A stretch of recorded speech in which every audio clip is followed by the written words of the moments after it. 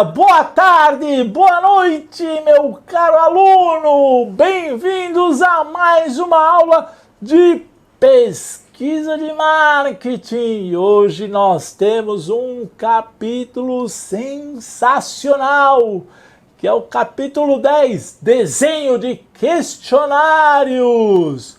Muito bem, aperte bem os seus fones de ouvidos. Desligue todos esses aparelhos eletrônicos que estão aí ao seu redor e que podem tirar a sua atenção.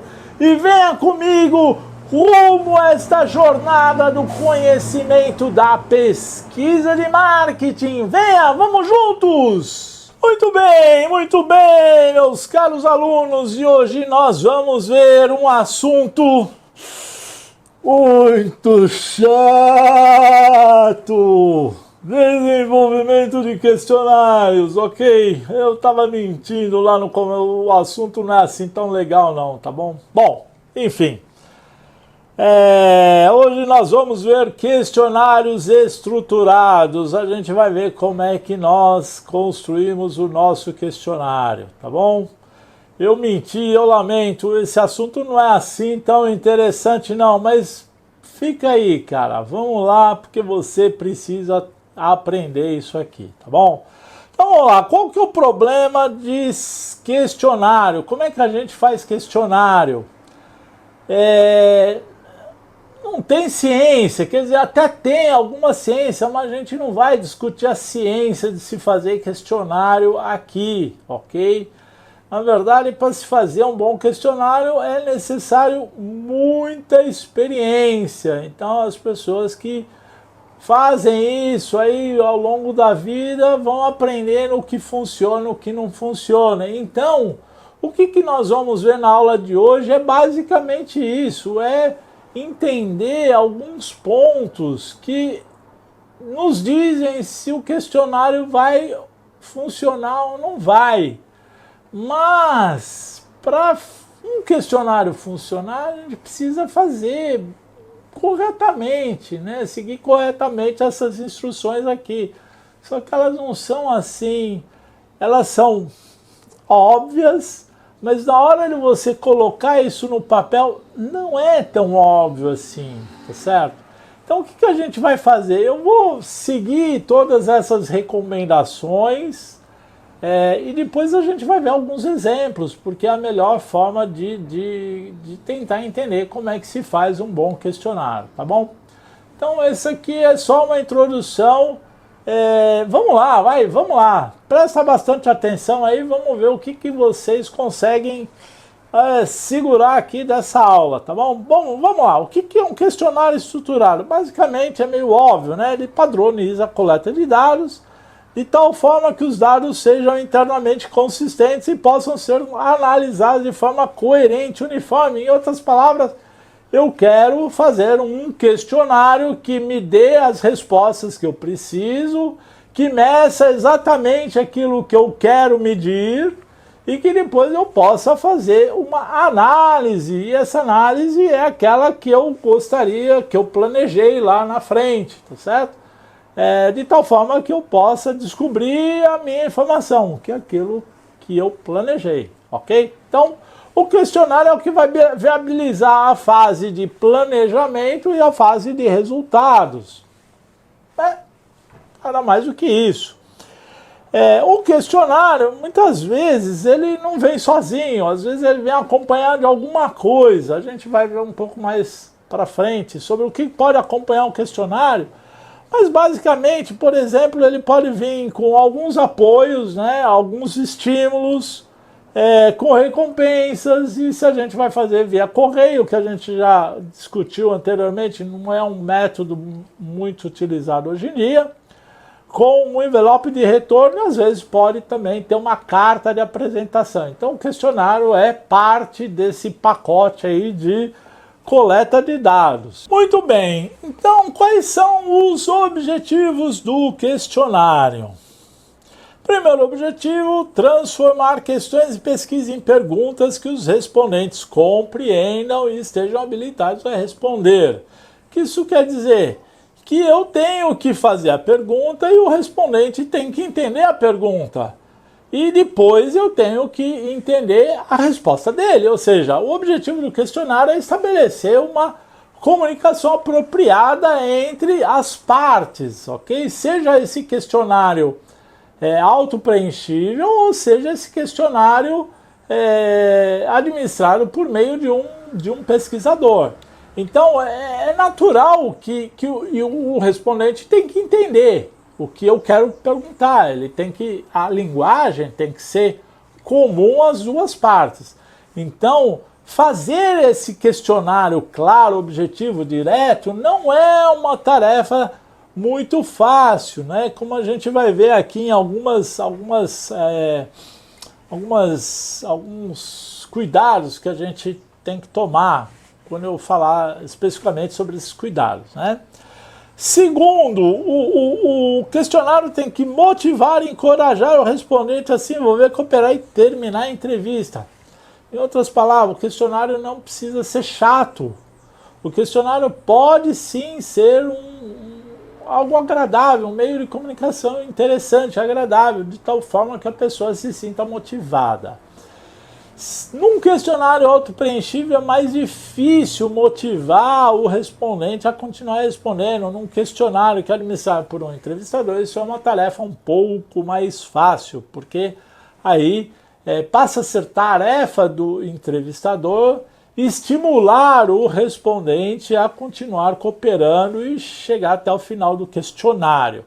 Por isso, inclusive, que a gente já verificou que quando o questionário for um pouco mais longo e mais complexo, é importante a presença do entrevistador, exatamente para estimular o respondente a cooperar e continuar respondendo e chegar até o final.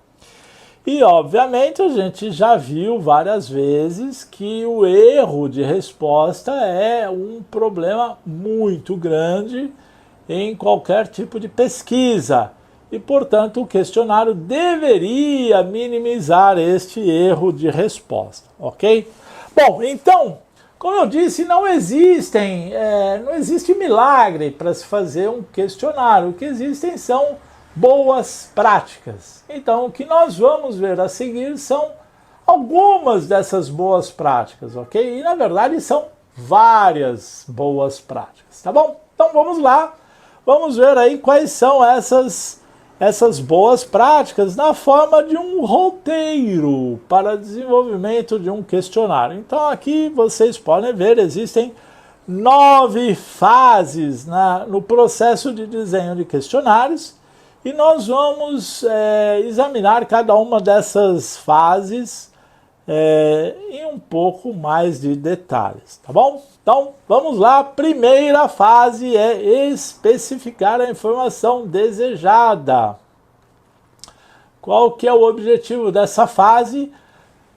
Rever cuidadosamente exatamente aquilo que eu preciso saber, ok? Então, como é que eu vou fazer isso? Eu vou voltar lá nas minhas questões de pesquisa, eu vou voltar nas hipóteses e me lembrar que para cada questão de pesquisa eu vou precisar de pelo menos uma pergunta ou várias perguntas, tá certo? Não é uma questão de pesquisa, uma pergunta. Não, para uma questão de pesquisa, às vezes eu posso ter várias perguntas. Outra coisa muito importante nessa fase é determinar como os dados serão analisados. Por quê?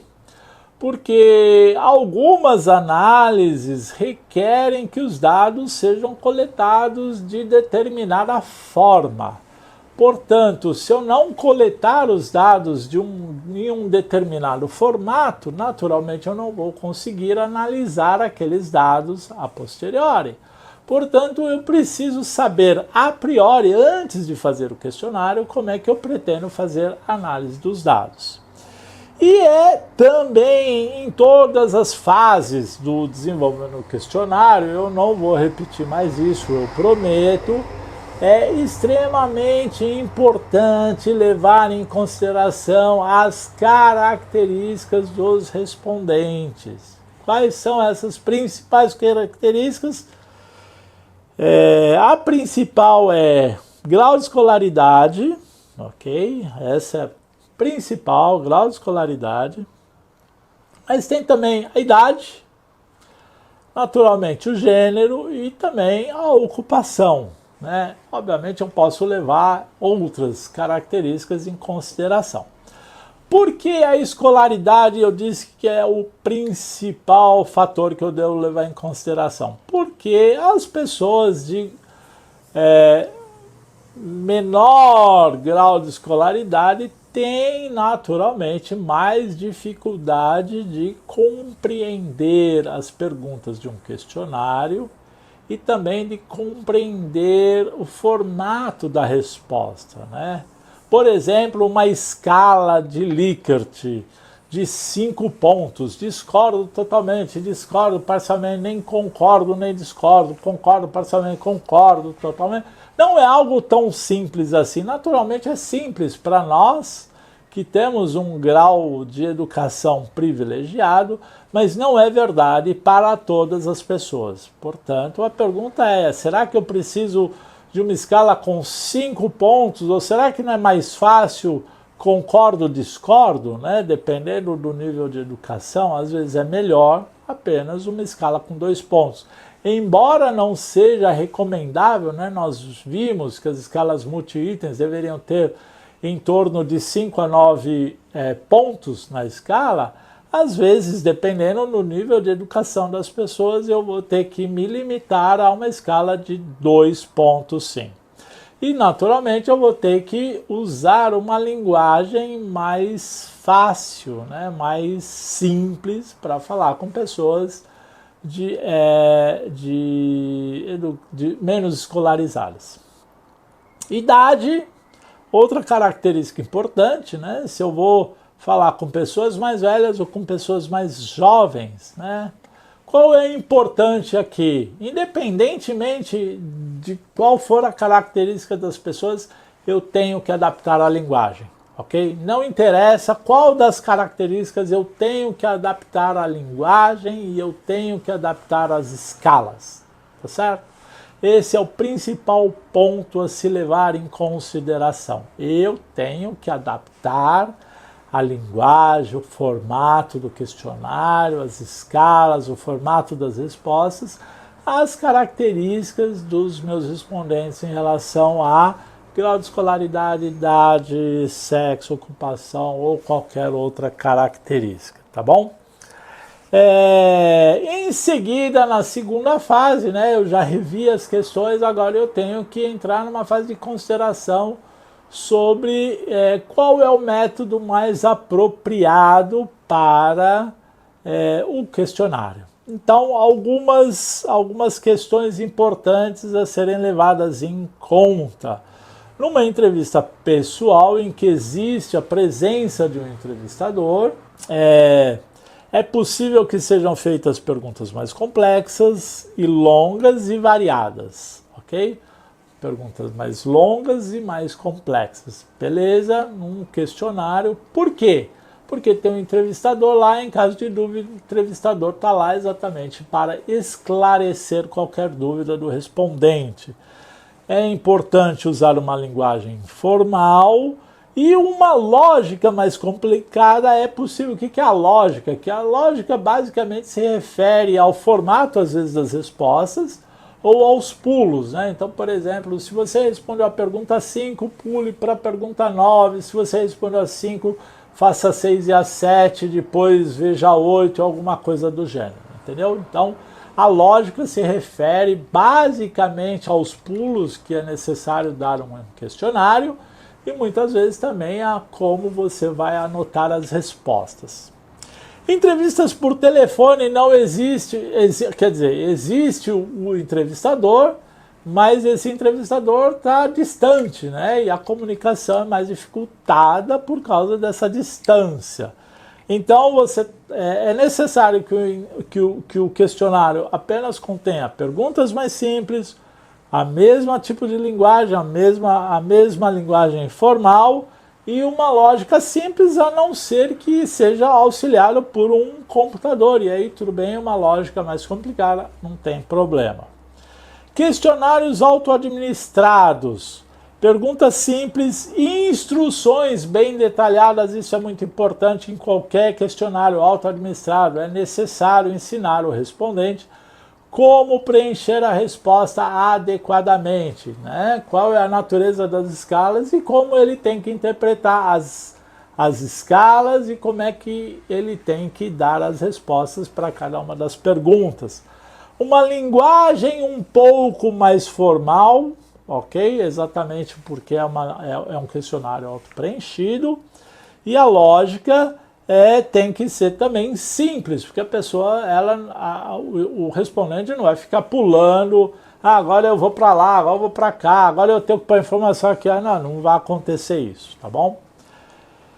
E os questionários auto-administrados em computador e internet? De comum ao questionário auto-administrado em Central Location, as perguntas simples e instruções bem detalhadas, a mesma linguagem formal, só que aí eu posso ter uma linguagem mais complexa, ou seja, os pulos ou a forma de preencher o questionário pode ser mais complexo. Muito bem, no próximo passo, aí então eu já saio dos elementos gerais do meu questionário, né? Já revi as principais perguntas, já determinei o método que eu vou utilizar, agora eu vou me preocupar mais cuidadosamente com cada pergunta, tá bom? Então, a primeira pergunta que eu tenho que me fazer ao elaborar um questionário é: eu realmente preciso fazer essa pergunta? Essa é uma dúvida, né? É um cuidado muito importante que se deve tomar, porque muitas vezes o cliente está pagando por uma pesquisa e aí no meio do desenvolvimento ele fala: pô, mas vamos perguntar isso também, vamos fazer mais uma perguntinha aqui, vamos fazer outra perguntinha aqui. Isso não é algo muito apropriado para um processo de pesquisa, porque aí o questionário começa a ficar um monstrengo, né? Isso não é adequado. Da mesma forma, é importante que o número de perguntas, porque a gente sabe que o número de perguntas tem um impacto muito grande sobre a qualidade das respostas e a probabilidade de completar o questionário. Então a gente tem que ser o mais econômico possível ao se desenvolver as perguntas. E aí a questão é: eu realmente preciso dessa pergunta? Ela realmente vai trazer uma contribuição para o meu problema de pesquisa e para o meu problema animal? Vai me ajudar alguma coisa na tomada de decisão? Então, algumas exceções de perguntas que talvez não sejam tão necessárias assim são essas perguntas neutras do início do questionário. Qual que é o princípio aqui? Imagine que você esteja caminhando pela Avenida Paulista e de repente um entrevistador: bom dia, boa tarde, você pode participar aqui da minha pesquisa? Imagine que você está lá caminhando e chega esse maluco pedindo para você participar de um questionário. Você está lá com um monte de coisas na cabeça e você: ok, vamos, tudo bem, posso participar. E o cara já começa a fazer logo perguntas. Pô, você ainda não está muito ligado naquele questionário, naquele tema de pergunta, e as primeiras perguntas podem soar estranhas para você. Então, o que muitas vezes é aconselhável é fazer uma transição, né? Perguntas de transição. O que seriam essas perguntas de transição?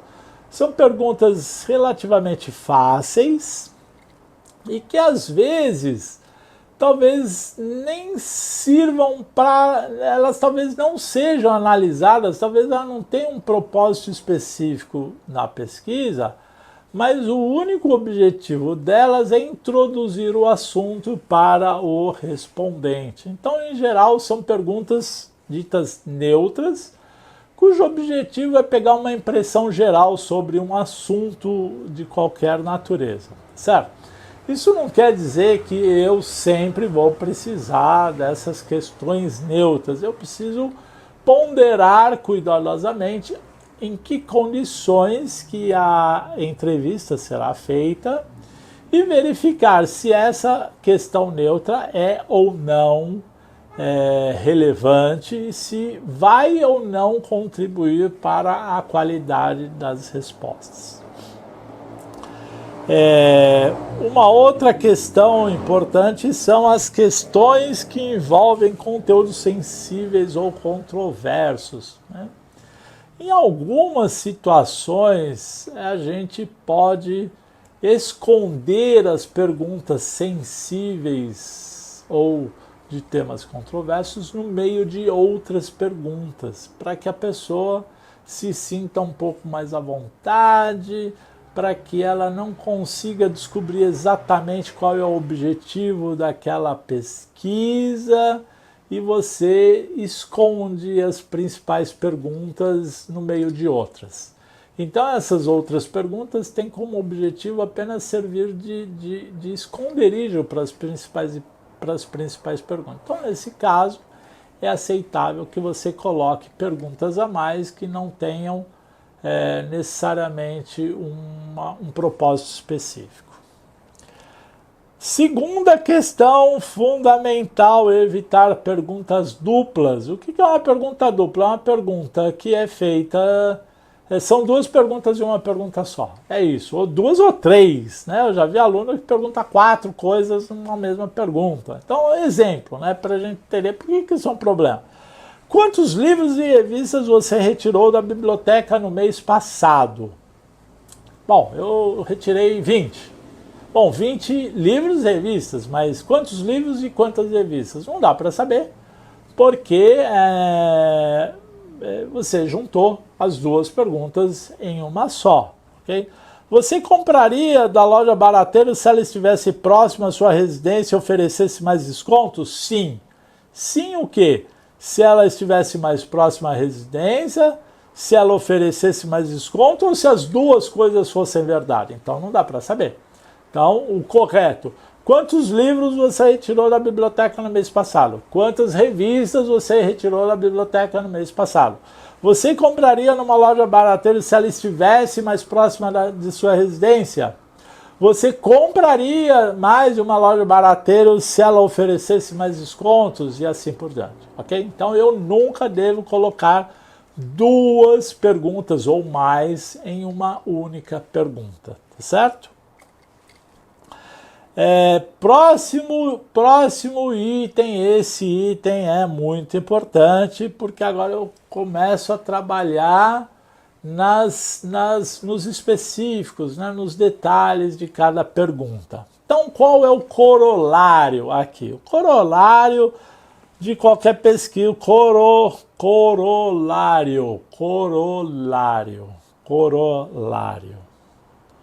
Então, qual é o corolário de qualquer pesquisa? Sempre haverá uma resposta idiota para uma pergunta idiota. É isso. Simples. Se você faz uma pergunta idiota, você vai receber uma resposta idiota como resposta. É simples, não tem segredo. Exemplos. Qual é a marca de detergente em pó mais utilizada na sua residência? Pergunta feita a uma mulher que trabalha fora e que nunca faz as compras mensais. Ela não sabe qual é a marca mais de detergente em pó mais utilizada na casa dela, porque ela não faz as compras, certo? Qual o programa preferido dos seus filhos? Pergunta feita a um homem que trabalha fora e que chega tarde em casa e que não está acompanhando os filhos. Ele não vai saber. Ele vai falar qualquer bobagem. Qual a sua opinião sobre os shopping centers abaixo? Pergunta feita a uma mulher que só conhece metade da lista de shopping centers apresentada. Ela não conhece. Como é que ela vai ter alguma opinião sobre os shopping centers? Não vai ter opinião. Quantos parceiros sexuais você teve nos últimos 3 meses? Isso não merece comentário, né? Quantas vezes você usa fio dental por dia? Eu já dei esse exemplo. É resposta óbvia. 3 vezes. 2 vezes. Ninguém vai mentir. Porque essa é uma questão sensível, né? Higiene. Quantas fitas de vídeo você alugou no ano passado? O quê? Ano passado? Cara, eu lá sei o que eu não fiz, não sei nem o que eu fiz ontem. Quando mais no ano passado? Não adianta me perguntar uma coisa absurda dessa. Então, eu preciso saber o que eu vou perguntar. Por quê? Porque o respondente, ele sempre vai responder. Ele sempre vai responder. Já existem vários estudos que mostram exatamente isso, que as pessoas respondem, mesmo que elas não façam a mínima ideia do que elas estão respondendo. Então, um exemplo muito conhecido é: qual é a sua opinião sobre a atuação do Exército Nacional para a sociedade dos animais? Muito bom. A maioria das pessoas respondem e não existe o Exército Nacional para a libertação dos animais, ok? E por que ela respondeu? Porque, você perguntou, ela assume que se você perguntou, ela deve saber a resposta e poucas pessoas vão dizer, Exército Nacional de Libertação dos Animais, nunca ouvi falar. As pessoas não vão falar, não, elas não vão assumir que elas não sabem, tá certo? Elas vão responder. Ou seja, elas respondem porque você perguntou, é isso. Então você que está fazendo a pesquisa, que tem que saber se ele tem a resposta que você necessita, ok? Então como é que eu vou superar essa inabilidade e a falta de vontade? Primeiro, eu vou usar questões filtro. Eu tenho que filtrar muito bem as pessoas. Se eu quero saber de shopping center, ela precisa conhecer o shopping center. Se eu quero saber de hábitos de assistir televisão dos filhos, eu preciso saber se ela sabe dos hábitos de assistir televisão dos filhos. Se eu quero saber de marca de detergente em pó, eu preciso perguntar se a pessoa faz as compras na casa dela. Se a pessoa paga as contas na casa dela, se ela é a responsável pelas decisões de compra do lar, se ela é a responsável por ir ao supermercado, se ela é a responsável por comprar a roupa da filha, do filho, enfim, eu preciso saber se a pessoa está habilitada a me dar a resposta que eu preciso. Naturalmente, eu só posso fazer perguntas que as pessoas possam recordar a resposta e eu não posso esperar que as pessoas vão fazer conta. Essa é outra questão interessante. Por quê?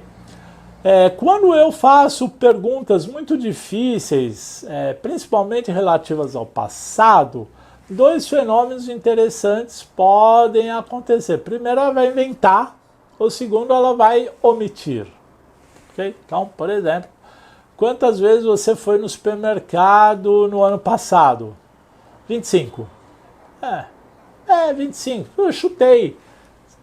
Eu criei, eu posso ter criado, posso ter aumentado esse número, ou simplesmente eu omiti, posso ter diminuído esse número. Tá? E não é de sacanagem que o respondente faz isso. Na verdade, ele quer dar uma resposta clara, tá certo? Ajude o respondente a responder. Como é que eu vou ajudar o respondente a responder? Se eu preciso falar de alguma coisa mais complexa, sustentabilidade. O que é sustentabilidade? Defina o que é sustentabilidade. Propaganda na internet. O que é propaganda na internet? Defina para a pessoa alguns termos, principalmente se forem termos complicados e se for importante usar termos complicados em uma pesquisa. Apresente listas de respostas prováveis. Isso é fundamental. Eu tenho que ajudar o respondente a responder. Então, dentre as possibilidades abaixo, dá uma lista para o respondente escolher, ok? Às vezes estimular com tabelas, com listas e às vezes com desenhos mesmo. Sabe aquela piada, né? Você quer que eu desenhe para entender? É isso mesmo, Mostra um desenho, Obviamente um desenho esquemático, que o cara não é burro. Ele só não está entendendo a sua pergunta, que foi mal formulada, E você tem que ajudar o respondente. Contextualizar a pesquisa em termos de objetivo da pesquisa, tempo de duração, patrocinador e benefícios. São 4 questões muito importantes para qualquer pesquisa. né? Então vamos ver cada uma delas. O objetivo da pesquisa. O objetivo da pesquisa é: por que eu estou fazendo essa pesquisa? Para saber mais sobre o consumo de detergente em pó. Quanto tempo ela vai durar? 10 minutos, 5 minutos, 2 minutos, 20 minutos, 30 minutos, e eu tenho que ser honesto, né? Não adianta eu mentir, porque se eu mentir, eu falo, vai durar 10. Quando chegar no 12, o cara quer ir embora. Vai durar 5. Quando chegar no 6, o cara quer ir embora. Vai durar 2. No terceiro, o cara quer ir embora. Então eu tenho que ser honesto em relação a isso. Patrocinador, eu não preciso dizer exatamente, olha, essa é uma pesquisa da Unilever sobre detergente em pó Omo. Não precisa isso. Basta eu dizer, olha, essa é uma pesquisa que nós estamos fazendo para um fabricante de produtos de limpeza e nós gostaríamos da sua colaboração. Benefícios. Essa é uma questão mais geral. E o que se pode colocar aqui, olha, o objetivo, os benefícios esperados dessa pesquisa é desenvolver melhores produtos para os consumidores, ok? Em geral, é uma história interessante, né? Falar sobre os benefícios de uma pesquisa. Também é importante estabelecer o propósito de cada uma das perguntas, ok? Então, por exemplo, a fim de determinar como os hábitos civil, região onde reside, renda e assim por diante. Ou seja, a fim de podermos comparar os resultados dessa pesquisa ou os resultados, as suas respostas com as respostas de outras pessoas, nós gostaríamos de conhecer a sua classe social e, portanto, nós vamos fazer algumas perguntas como alguma coisa do gênero, tá certo? Ainda sobre essa questão da superação da inabilidade e a falta de vontade, questões sensíveis, né, que a gente já discutiu aí em outras aulas, que são questões relacionadas à sexualidade, crenças religiosas, hábitos de higiene, vida familiar, envolvimento em atividades pouco éticas, produtos financeiros, né? Então, questões sensíveis, quanto mais ao final do questionário, melhor, né? Quanto mais ao final, mais lá na frente. Uma outra possibilidade é sugerir que é comum. Isso precisa tomar muito cuidado para não dizer que é comum que as pessoas consumam maconha. Não, isso não é adequado, né? Então, se eu estou falando sobre um assunto como drogas ou como contrabando, compra de produtos falsificados, né, eu tenho que tomar bastante cuidado e eu posso usar alguma coisa do gênero. Pesquisas anteriores verificaram que as pessoas compram produtos falsificados em determinadas situações e nós estamos verificando se isso ocorre na cidade de São Paulo, por exemplo, ok? Perguntar em terceira pessoa, isso é também muito cuidado,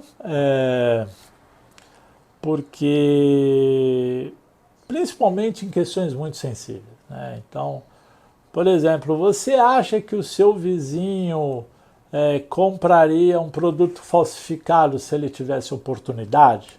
Qual que é o pressuposto aqui? O pressuposto não é que o respondente julgue o vizinho dele, mas que ele se coloque no lugar do vizinho, né? Então, talvez ele não conheça tão bem o vizinho dele, então ele está respondendo por si mesmo, ok? Você acha que o seu vizinho compraria um produto falsificado? Sim, o meu vizinho é um puta pilantra, é lógico que ele compraria. Então, na verdade, nesse caso, ele está dando a resposta em nome do vizinho. Então, isso também é uma estratégia que tem que ser usada com muito cuidado, ok? Aí precisa muita experiência. Esconda a pergunta entre outras menos sensíveis, né, que eu já mencionei há pouco tempo, né? Eu vou acrescentar algumas perguntas para esconder aquelas perguntas mais sensíveis. E sempre, sempre, sempre estabeleça categorias. Por exemplo, idade, vocês podem pensar, qual é o problema de falar idade? É um problema sim, a maior parte das pessoas, para a maior parte das pessoas é um problema falar de idade, ok? Principalmente entre mulheres e principalmente mulheres a partir de uma determinada idade. Então, o mais comum, o mais educado é sempre estabelecer categorias, seja para o que for, tá certo? Seja para idade, seja para renda, seja para número de compras, seja para qualquer tipo de comportamento, ok? Sempre estabeleça categorias e nunca pergunte dados precisos, porque o dado preciso provavelmente não vai ser a melhor resposta, tá certo? Bom, continuando então, nós temos na próxima fase determinar a estrutura da pergunta, ok? Nós estamos cada vez mais chegando, afunilando, chegando na pergunta. Então comecei falando de aspectos mais gerais e a gente está indo cada vez mais na pergunta em si mesma. Então, nessa quinta fase, nós vamos determinar a estrutura da pergunta. Então, dicas. Use questões abertas no início ou no final. Perguntas abertas no início, lembrando, né, mais ou menos aquela história lá de acostumar a pessoa, né, quando ela para aquecer o indivíduo, né?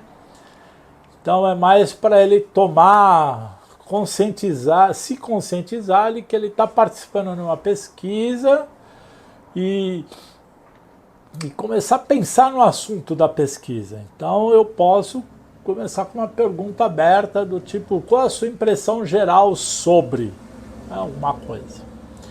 Às vezes eu também vou colocar no final, e essa é uma questão interessante, algumas pessoas, muitas vezes eu já vi isso, lá no final eu falo, pô, mas vocês não perguntaram isso, né? Então às vezes é sempre bom colocar uma pergunta aberta no final, mais ou menos assim, você gostaria de fazer complementar as suas respostas de alguma forma? É mais para dar esse espaço para as pessoas se manifestarem, ok? Muitas vezes as pessoas querem dizer quão satisfeitas elas estão com uma determinada marca, ou quão bravas elas estão com uma determinada marca. Então, pode trazer alguma informação interessante, não necessariamente, ok? A gente sempre tem que levar em conta que perguntas abertas dão mais peso às pessoas articuladas. O que isso quer dizer? Quando você faz uma pergunta aberta, as pessoas não gostam de responder pergunta aberta, elas evitam as perguntas abertas. Entretanto, algumas pessoas conseguem escrever muito bem e escrevem nessas perguntas abertas. Então a gente tem que tomar cuidado, que às vezes a pergunta aberta, né, não retrata a opinião de todo mundo, mas retrata principalmente a opinião de algumas pessoas que têm maior facilidade em completar as respostas às perguntas abertas. Então é preciso muita cautela. Sempre, principalmente em questionários feitos em papel, vou pré-codificar as respostas para facilitar a passagem dos dados para um arquivo eletrônico. Para questões fechadas, inclua sempre todas as alternativas possíveis, inclua também, às vezes, outros e inclua, em determinadas situações, o não sei ou não quero responder. A gente já discutiu anteriormente o fato de se forçar ou não a resposta, né? Quando eu forçar, eu não vou pôr o não sei ou se recusa, e quando eu não vou forçar, eu vou colocar o não sei ou não quero responder. Então a gente já discutiu isso. E qual é a vantagem? A vantagem é que você não obriga uma pessoa a manifestar uma opinião que ela não quer manifestar. A desvantagem é que você incorre no erro de não resposta. Então, precisa ponderar bem o que é menos pior para uma pesquisa. Sempre faça rodízio principalmente entre as alternativas de uma resposta ou entre os itens de uma escala, ok? Exatamente para a gente evitar aquele efeito carry-over, ok? Então, faça rodízio para evitar o efeito carry-over. Na próxima fase, eu tenho que escolher as palavras para cada pergunta. Então, dicas. Primeiro, seja sempre educado. Use senhor, senhora, por favor. Isso, por favor, você poderia agora responder. O senhor, a senhora costumam frequentar. Por favor, me indique. Não há problema nenhum, né, em usar palavras gentis em um questionário. É bastante usual. Esclareça como responder. Então eu dei alguns exemplos na aula de escalas, como que a gente pode formular uma pergunta em que é necessário completar uma escala. Então uma das instruções poderia ser algo como, quanto mais à direita, mais você concorda, quanto mais à esquerda, mais você concorda, para uma escala de Likert. Ou abaixo você encontrará alguns adjetivos que podem se referir a uma marca, indique qual é a sua percepção sobre a marca, usando cada um desses pares de adjetivos. Então é muito importante a gente colocar instruções bem detalhadas de como é que o respondente precisa preencher o questionário. Sempre ser muito preciso naquilo que você quer saber, ok? Então, definir a pergunta em termos de quem, o que, quando, onde, por que e como. Exemplo. Que marca de shampoo você usa? Isso não é uma boa pergunta. Por quê? Porque a gente sabe que as pessoas, principalmente as mulheres, costumam usar várias marcas de shampoo ao mesmo tempo. Okay? Então, uma forma mais correta de se fazer essa mesma pergunta seria perguntar qual as marcas, a marca de shampoo você pessoalmente tem utilizado ou utilizou no último mês para lavar os cabelos em casa. Precisa tanto detalhe? É adequado, tá ok? Porque às vezes as pessoas podem usar o shampoo que não seja para lavar o cabelo, às vezes a pessoa pode usar o shampoo para em outras situações que não seja em casa, levar para o cabeleireiro, por exemplo. Você pessoalmente, quer dizer, você tem utilizado para lavar o seu cabelo, né, e não do seu filho, da sua mãe, alguma coisa assim. Então é sempre muito importante esclarecer. Dica, você, ao concluir uma pergunta, tente você mesmo responder e verifique se todos os detalhes estão incluídos naquela pergunta. Sempre adequar o vocabulário à audiência, já falei anteriormente. Não use palavras técnicas como o nível de distribuição, o servidor, o provedor, nada, sustentabilidade, né? E, se necessário, defina, ok? Não use escalas, principalmente ambíguas, como geralmente, normalmente, frequentemente, às vezes, não, nada disso. Então, se você vai perguntar frequência, uma vez por semana, 2 vezes por semana, 1 vez por ano, 2 vezes por ano, nunca, raramente, às vezes. Por quê? Porque o que é raramente para um não é raramente para o outro, o que é frequentemente para um não é frequentemente para o outro. Então é importante se definir precisamente a frequência. Então é 1 vez por ano, 2 vezes por ano, 3 vezes por ano, 4 vezes por ano, 1 vez por mês, 2 vezes por mês, 1 vez por semana, 2 vezes por semana, 3 a 5 vezes por semana, todos os dias da semana, por exemplo. Okay? Obviamente, a gente tem que tomar muito cuidado em todas as perguntas e às vezes para não não estimular um tipo de resposta, né? Então, alguns exemplos aqui, mas é sempre importante não estimular um tipo de resposta. Você quer uma pergunta neutra, né? Você quer obter a resposta mais fiel possível, né? A mais verdadeira possível. Então, por exemplo, não vou perguntar quanto você concorda. Não, quanto você concorda ou discorda. Porque quando eu pergunto quanto você concorda, o indivíduo ele vai achar que ele tem que concordar. Não, quando na verdade ele pode discordar.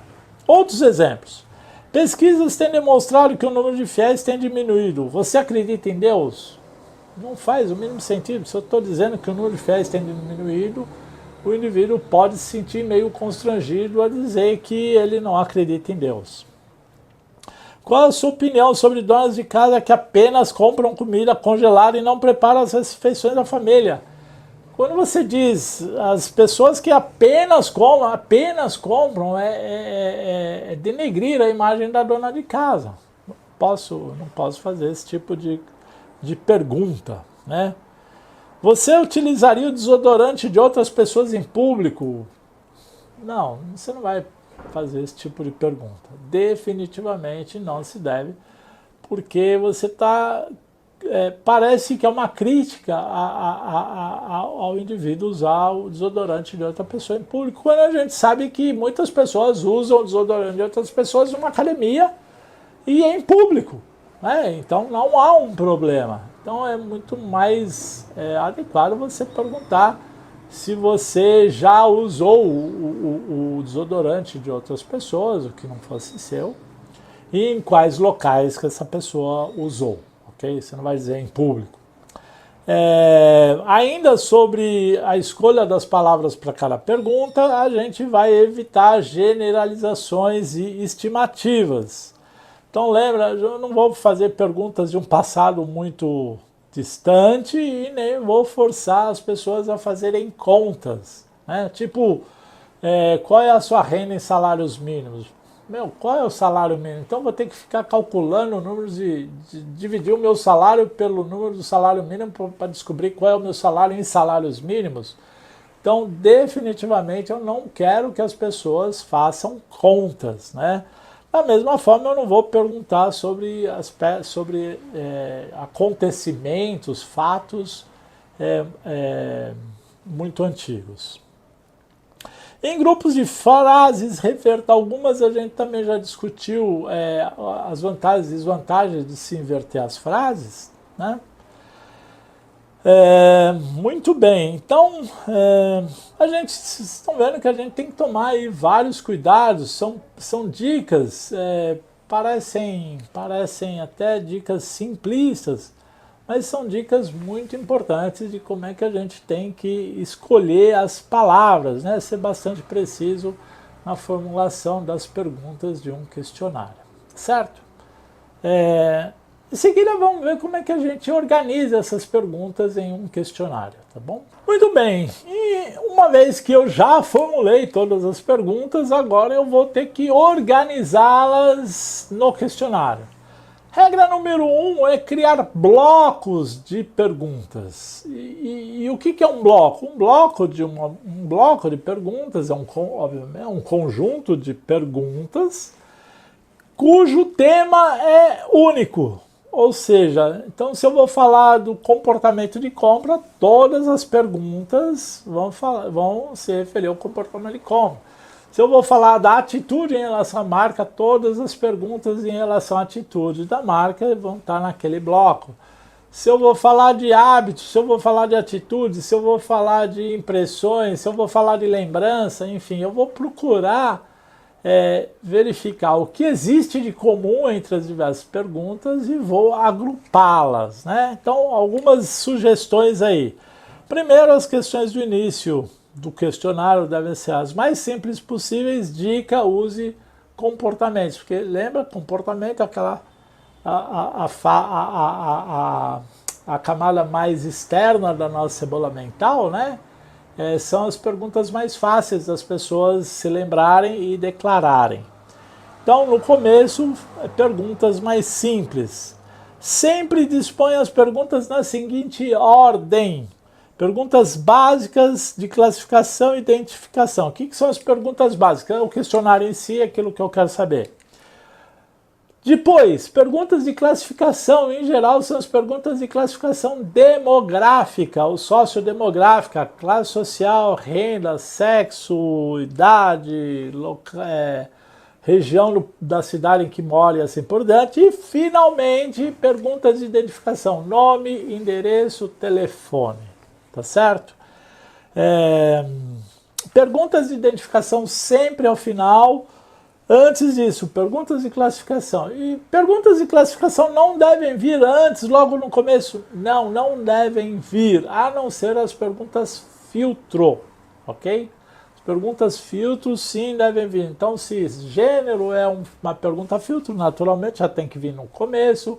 Se idade é uma pergunta filtro, ela vem no início. Se renda ou classe social é uma pergunta filtro, ela deve vir no início. Mas, caso contrário, ela deve vir ao final. E por quê? Porque todas essas perguntas sobre classificação são perguntas invasivas, né? Qual é a sua renda, em que bairro você mora, principalmente as de identificação. Então, é necessário criar uma certa confiança entre o respondente e o entrevistador, né? Ainda que seja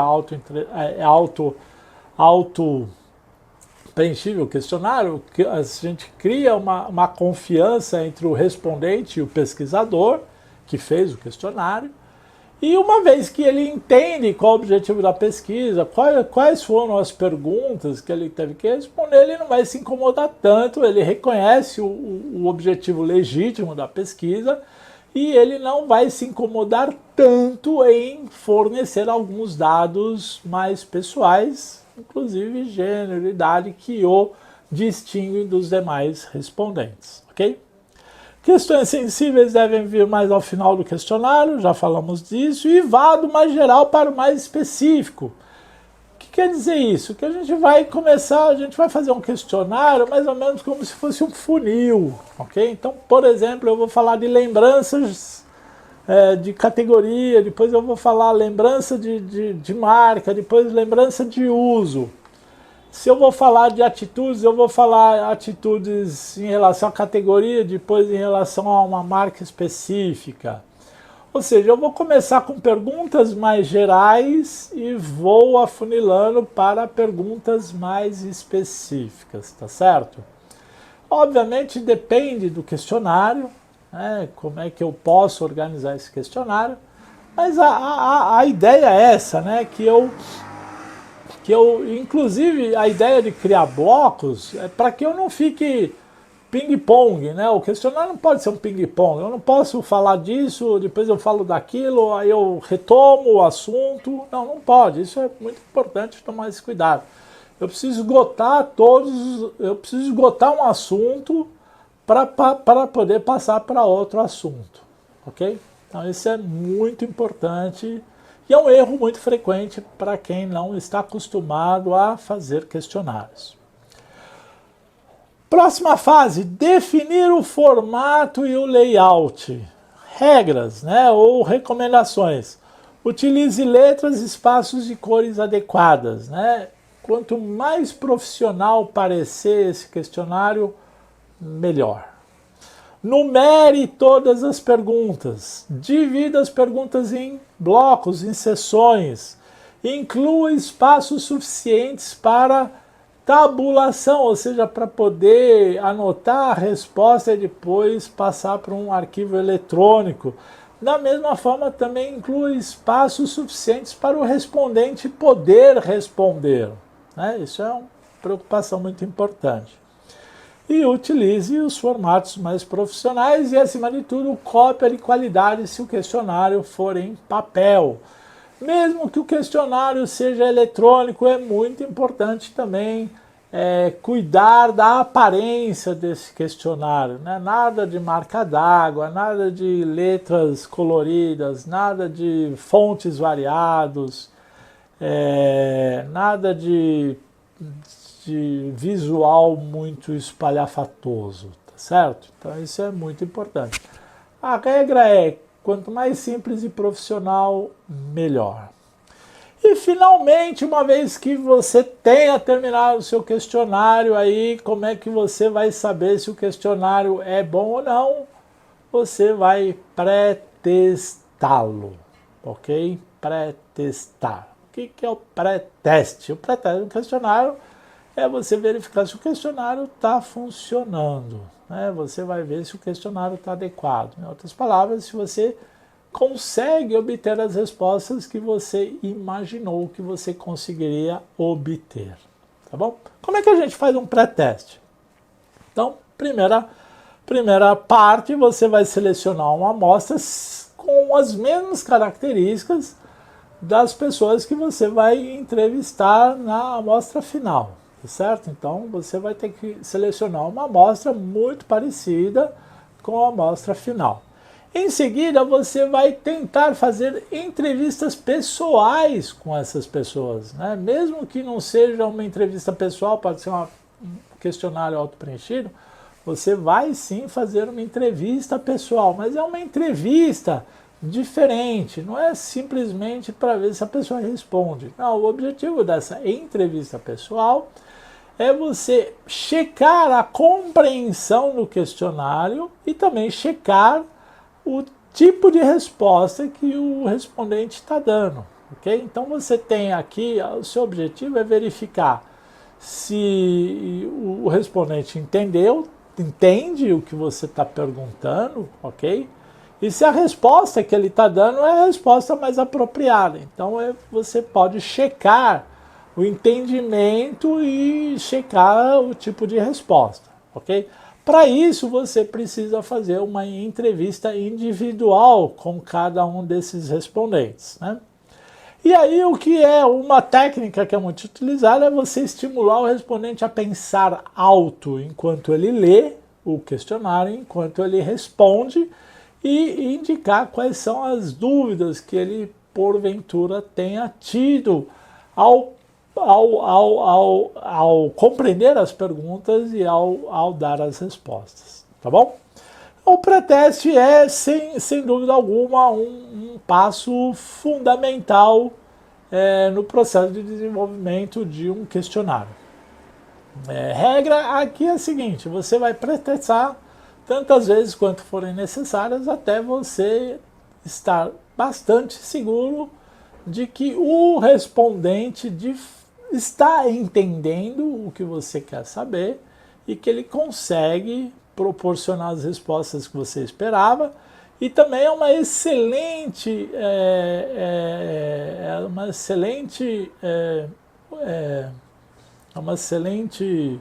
oportunidade para você identificar se todas as respostas possíveis foram incorporadas às alternativas das suas perguntas. Tá bom? Muito bem, é isso que nós tínhamos para falar e ver sobre desenvolvimento de questionários. Eu sei que, teoricamente, não é um assunto muito fácil, né? Na verdade, isso aqui é prática, né? Não tem muito segredo, a gente tem que praticar. E o que eu espero de vocês é isso, que agora vocês vão lá, peguem lá os seus briefings de pesquisa e, mãos à prática, mãos à obra, façam os questionários de vocês, porque senão, sem prática, não dá. Tá bom? Ok, legal estar com vocês mais uma vez, espero que vocês tenham gostado, espero revê-los em breve nesse mesmo canal, nas nossas próximas aulas.